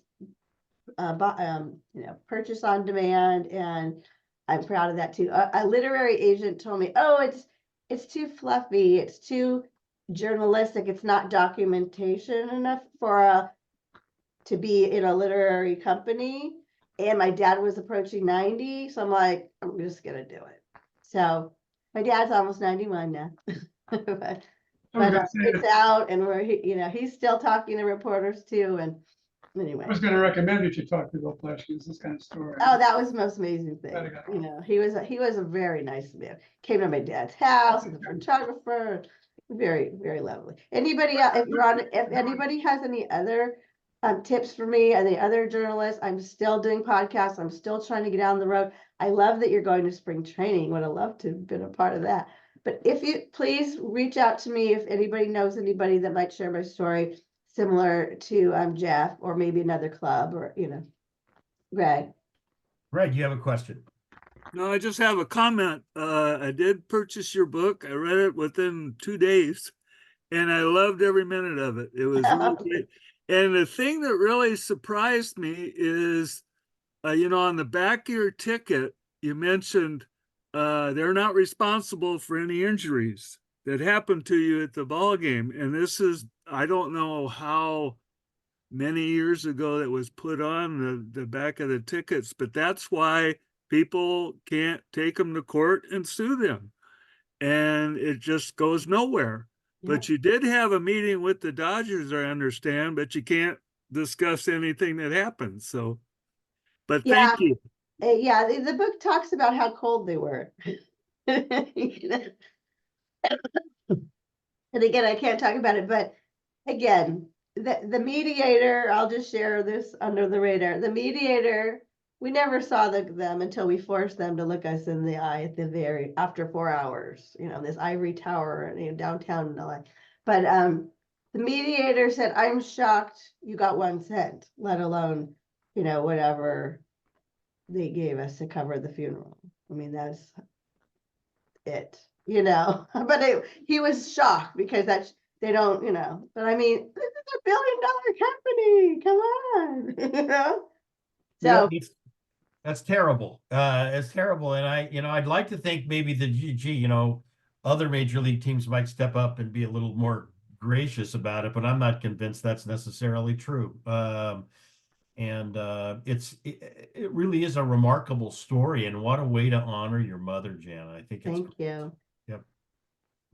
All right. Well, let the other groups know. I'm happy to talk to them. And if you do read the book, email me. Let me know what your thoughts are. I appreciate. And again, if you have any other contacts, I'd love to just keep getting it out there. Thank you again. Really appreciate it. It was really a pleasure to meet you. It really was. Thanks. Yep. All right. Thanks everybody for hanging in there. So I think it was last year, I met our next speaker on the internet, and he said, "Oh, you're having a meeting in a SABR meeting," and I said, "Yeah." And of course, he's a student right down the road from me here at Cal State Fullerton, and so he came over, and it's amazing. I don't know how this keeps happening, but we go to baseball games. And somehow he'll say something like, "Oh, are you at the game?" I'll get a text and, "Yeah, are you?" And I don't think it's an exaggeration. Has it been 3 or 4 games that major league games we've run into each other? And then of course, whenever I'm at Cal State Fullerton, and he's a guy that's very interested in analytics and sabermetrics, which is how I got my original interest in SABR many years ago, reading Bill James, so. I asked him kind of what, what he wanted to do. And he said, well, he'd like to work in baseball. And so this year, and I've written down your title, but I've misplaced it here. But I think it's analytics lead for Cal State Fullerton. And I will tell one quick story. I just met him last week at the alumni game, and we were chatting, and the fellows in front of us, I guess, heard us talking. And so one of the guys turns around, he goes, "Oh, was that Moneyball thing you're doing?" And Damon goes, "Yeah, kind of like that." And the guy goes, "Analytics suck. F analytics. They're terrible. And it ruined the game of baseball." And I thought, "Oh, this is going to be interesting. How's Damon going to handle this?" And he was gracious and said, "Yeah, I see that point of view." And he handled it great.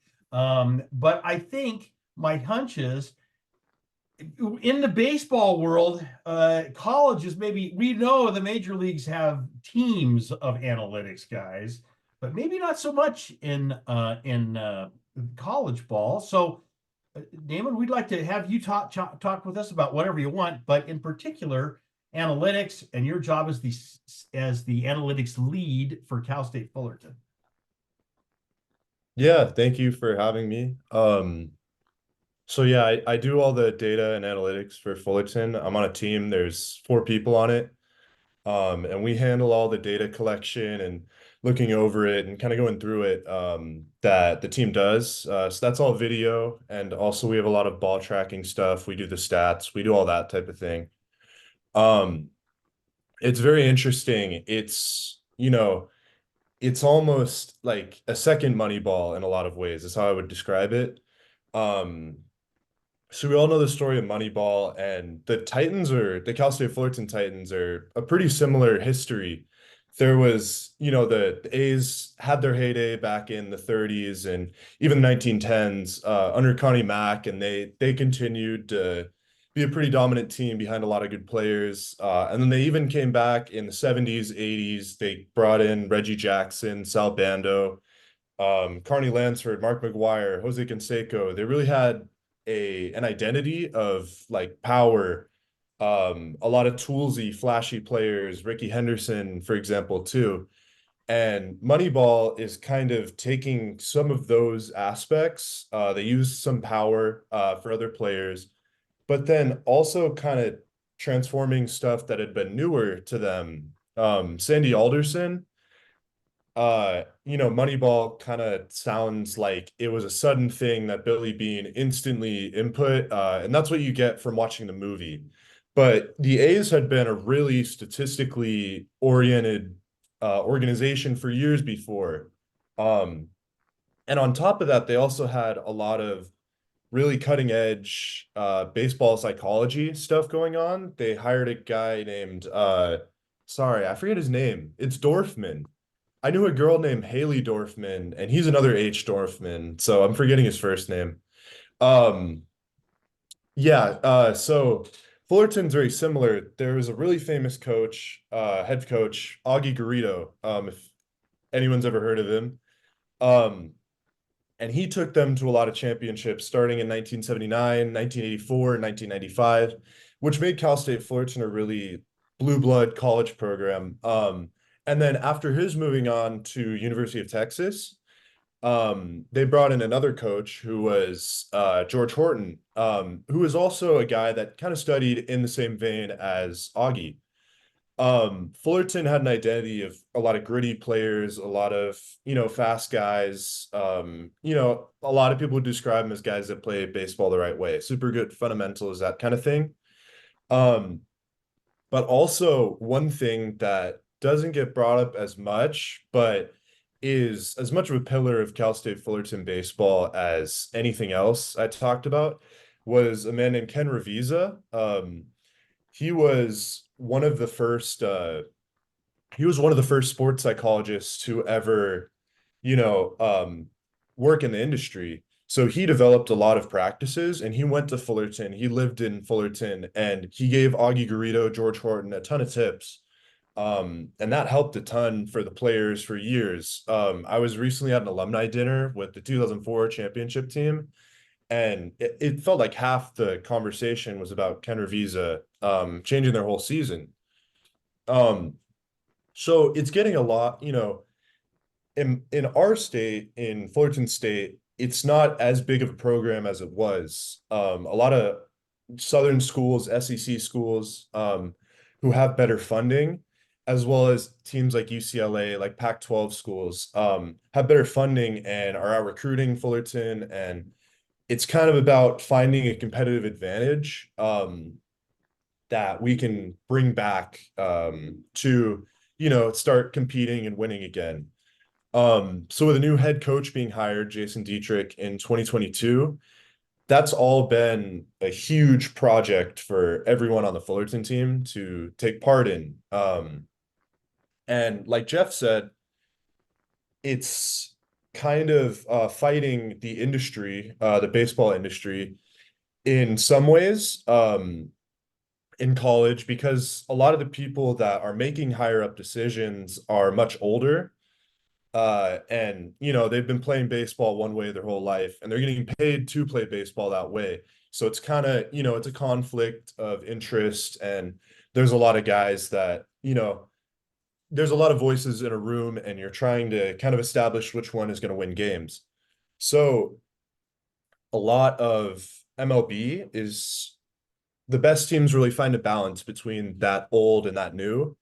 The Dodgers are a great example. When people talk about the Dodgers, of course, they're a very cutting edge organization, but when they talk about their draft strategy, it's entirely talking about their ability to send out guys, send out scouts, and get real, watchable data and have trusted voices in that room, as well as having a lot of data on that side too.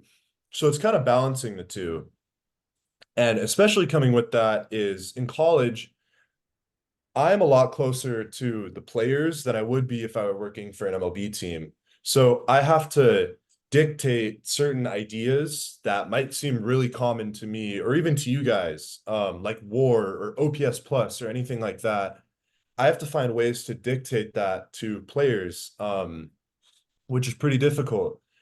A lot of that involves graphing, making charts, that sort of thing. But it's super interesting. There's so many different things to go over. And luckily Fullerton, Jason Dietrich and a lot of the guys in his organization or in his regime, I guess you would call it, are super accepting of analytics in a lot of ways. What's nice about today's modern analytics is we have a lot more technology. So we have ball flight data, we have pitcher biomechanic, like how your body moves. We have that kind of data. So it helps to help coaches understand what we want out of a pitcher or a hitter. Rather than telling a coach we need to improve like his OPS plus, or we need to improve his WAR. That's so many steps that a coach doesn't really understand. On the other hand, we have data that's so exact and we have data that's so precise that it lets us say we need this guy to be throwing his changeup more, or we need this guy to change his grip on his changeup so it dives more. And that's something that coaches can understand a lot better, as opposed to just saying, let's raise this statistic because it correlates to wins more, or, let's lower whatever. Yeah, of course, there's still a lot of like Bill James-esque arguments that we get into. Not arguments, but disagreements. Big thing is the lineup. There's a lot of old baseball knowledge that says the most powerful hitter should be in the 4 spot and the fastest should be in the leadoff spot. And most of that agrees, but a lot of what Bill James writes about with lineups is the second spot should be where the best hitter plays. And the third is, I think, the most extra base hits. The first should be the highest on base. There's all stuff like that. And, that's something that we as analytics people would prefer. But then the coaching staff is, of course, they have their traditional understanding of baseball that tells them to do it a certain way. And, truthfully, everyone, when they're working a job, has to realize how how many waves they're making, like there are only so many battles you can pick. So it's up to the analytics staff to kind of understand that the lineup, truth be told, isn't a huge competitive advantage. So a lot of the time we're not, in the coach's ear about we need to change the lineup, we need to change this or that, when there's other changes that we can make that we believe will contribute to wins more. So that's another aspect that takes a big part in, decisions and what effort we put into what, as analytics people. Yeah, so I was hoping not to talk too long, because I don't really know what to talk about, what you guys are interested in. So I figure I'll just give the rest to questions. Well, I'll start with a question. So you talk about lineups, for example. Over the course of a season, if you put your best hitters at the top of the lineup, they're going to come up to bat more than your weaker hitters. I mean, that's kind of common sense, but nobody thought about that, I guess, until sort of sabermetrics came along. If you use those kinds of common sense arguments, you're still met with resistance sometimes, Damon? Oh yeah. I mean, it's really just like it's a hard thing to hear at first. Like a lot of us remember maybe Anthony Rizzo being batted in the leadoff spot with the Cubs, and that was a huge deal, it felt like. Or even Kyle Schwarber hits in the leadoff spot very often. Right. That would never happen, say, 30 years ago. It'd be completely blasphemous to even suggest that. So that brings a competitive advantage. Rob Thompson, in my opinion, probably is more likely to win a game with Cal Schwarber in his leadoff spot. However, Cal State Fullerton, it's a 60-game season, so any wins we are going to see on the aggregate are they aren't going to be seen, like a change to a lineup isn't going to you know, say a change to a lineup gives you like 0.05 wins per game. Over a baseball season, that gives you a win every 20 games, which is 8 wins, which is a huge deal. But you know, that's 3 wins. That's 3 wins, and that's 3 wins over the course of a college season, which isn't as big of a deal. We'd rather spend that time developing coach's understanding of what a pitcher should be using his pitches or how to use that properly, because that's going to win us more games. And that's also going to be better in a playoff series where we can have, you know, a more dominant pitcher in a playoff series is going to be more effective than a proper lineup. So all that sort of thing is difficult to balance, but yeah, of course, that stuff still gets met with resistance over time. Very good. Timothy, you have a question. Hey, thanks, Damon. Appreciate it. I had 2 questions. First, how many years have you been at Fullerton doing this job? Or volunteering? Volunteering. Yeah. So I my first year I applied, but I didn't get on it. So then I had a friend kind of work with one of the guys that was on it. A friend who works for the A's now, and he got me to like be in a spot where the people who were on the team knew me, and they were able to like they would assign me projects and stuff like that. So it wasn't official, but I was still doing a lot of work for them. And then this year is the first year I'm officially on the team. So, you know, if you ask some people, it's been 4 months. If you ask other people, it's almost 2 years. So you've kind of been through a season, so to speak. But this is kind of like you're going to be on for the full season this spring. I guess my main question is, what are some variables that are uncontrollable that you like to think about or ponder with or play around with? You know, whether it's weather or injuries or, you know, human error with umpires or something like that. Is there something that you feel like that are kind of escapable from some of the data analytics side that, you know, that would be very valuable the more we can understand them to help, you know, with teams? Does that make any sense? Yeah. Yeah. So I get from a Fullerton perspective, right now we're Sure. really, Yeah. yeah. Yeah, in both aspects. I have an MLB answer too, but from a Fullerton perspective, right now, we don't have the proper, like we don't have like not top of the line, but we don't have the industry standard for ball flight tracking stuff. And also with that comes a lot of like catcher framing data is something that we don't have a ton of. And that's something we're really trying to like, you know, the term is like throwing poop at a wall and hoping it sticks. Like we're just throwing a bunch of stuff out there and hoping that something sticks to the players because our framing metrics have been below average for a lot of years. So yeah, we're sending out video to catchers and saying like this is a pitch that should have been framed or whatever.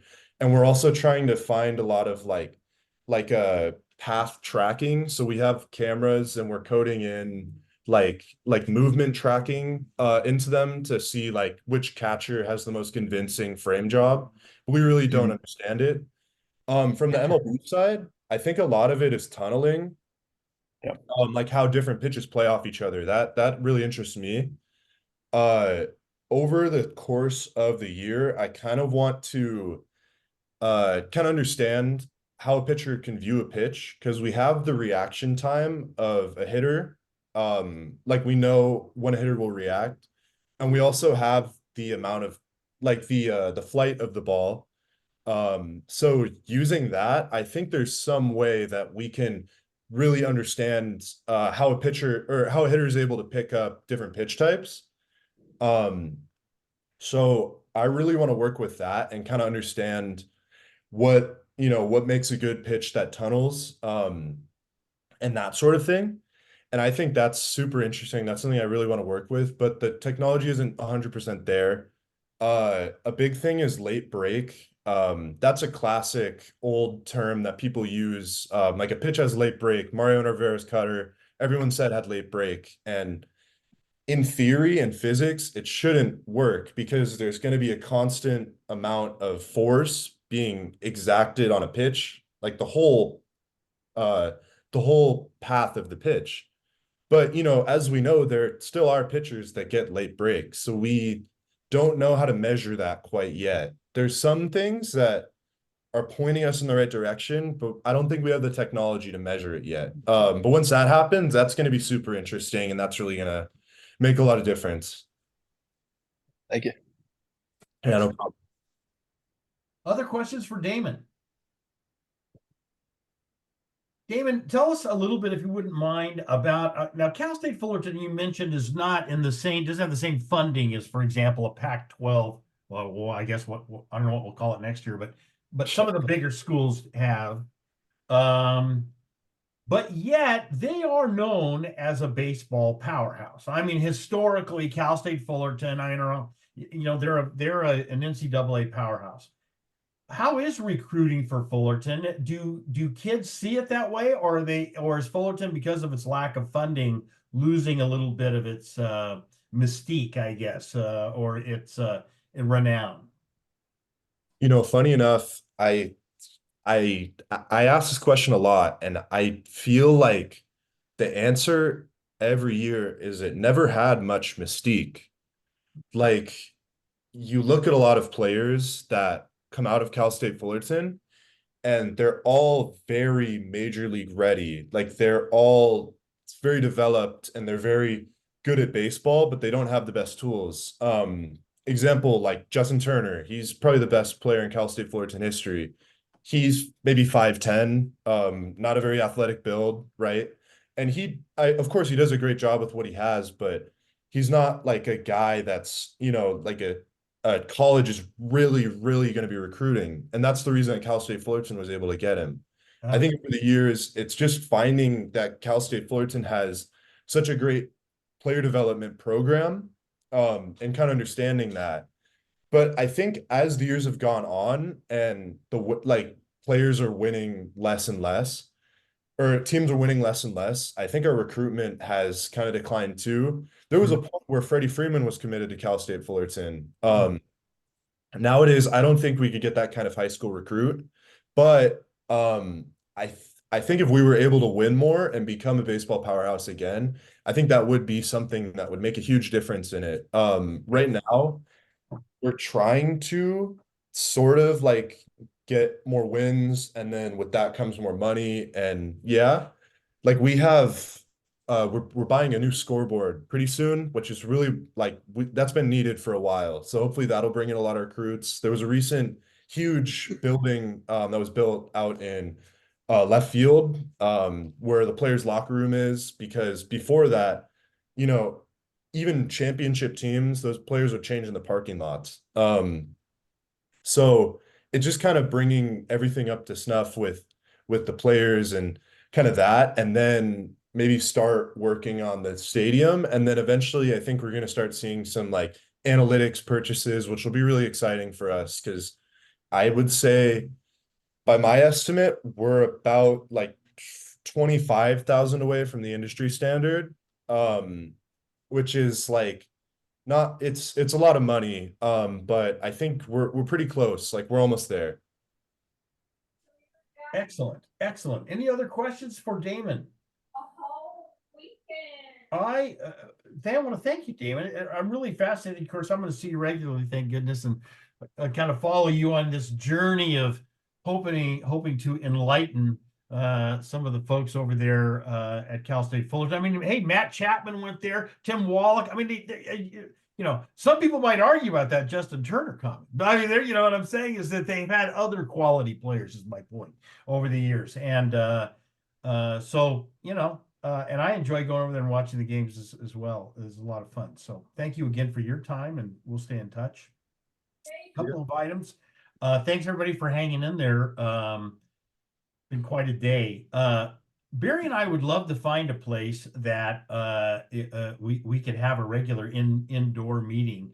We have my backyard. We're going to plan a meeting for that in June. But if you know of anybody that might facilitate that for not a lot of money. The problem is, you know, you can get into places, but then they want setup money and other fees, and that doesn't really work too well. So keep your eyes out for us on that.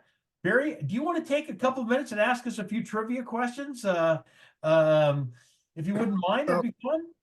Thank you, Jeff, for all you did for this.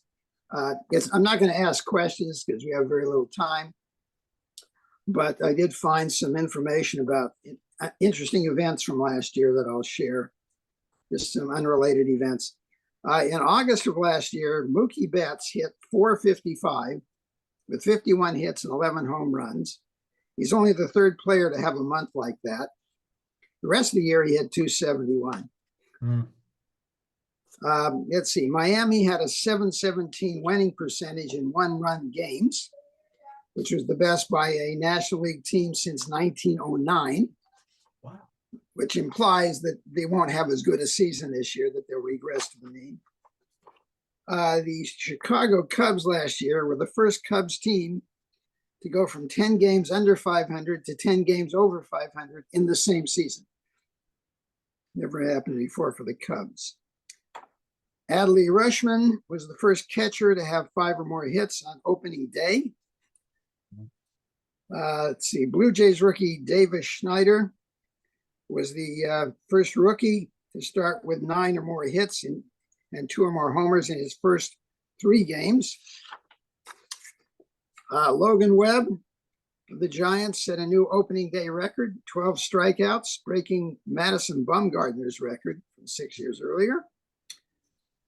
The Rays started the season with 14 home wins and a 21-3 start, which was the third best since 1901 and the best since the 55 Dodgers won 21 of their first 23. Sal Frelick, guy to look for, had 15 RBI in his first 16 games. Fastest of any Brewer. Previously, Paul Molitor had done it in 19 games. Let's see, the Tigers on July 8th had a combined no-hitter against the Blue Jays. First combined no-hitter for the Tigers, the first in the AL Central, and just the 20th combined no-hitter in baseball history. Justin Verlander became the 21st pitcher to defeat all 30 teams last year. Giancarlo Stanton is the 22nd player to reach 400 home runs by age 33. On opening day, Shohei Ohtani became the first pitcher to have at least 10 strikeouts and lose. It had been done 25 times before. All those pitchers won. The Orioles became the first team to beat all 29 other teams in the same season, thanks to the new schedule. Ronald Acuna, 41 home runs, 73 steals, the first 40-70 campaign. First 40-40 player to have his team make the playoffs, and his steals are a team record for the Braves. The Orioles improved in 2 years by 49 wins. That's the greatest over a 2-year span. Adam Wainwright picked up his 200th win. He is only the 3rd Cardinal pitcher in history after Hall of Famers Bob Gibson and Jesse Haynes. And he's only the 5th active pitcher with 200. The others are Verlander, Greineke, Scherzer, and Kershaw. Aaron Judge became the fastest to 250 home runs. He did it in 810 games, shattering Ryan Howard's record. The A's became the first team since 1895 to win 7 consecutive games, entering the winning streak with a sub-200 winning percentage. I think the sub-200 percentage was more representative of that team than the 7-game winning streak. And finally, interesting, Dodgers had 3 players with 100 RBI, Freeman, Betts, and Muncy, easy to guess. The last time it was done was 1955 when 2 teams did it. The Dodgers with 3 Hall of Famers, Hodges, Snyder, and Campanella. And the Reds with 3 players who are not in the Hall of Fame, Kluszewski, Post, and Bell. Wow. So interesting stuff about last year. Really? I'll have to be a question at the next meeting. Very good. We'll look forward to that. We'll give you some more information. We would love to recruit. We have a lot of members in the Allan Roth chapter, and we'd love to see more of them. Of course, getting this late start today probably didn't help us. So we'll see what we can do, but we would love to have more folks do what we can. So tell your friends and neighbors. It's a lot of fun. And with that, thank you everybody for coming today, and we will talk to you soon.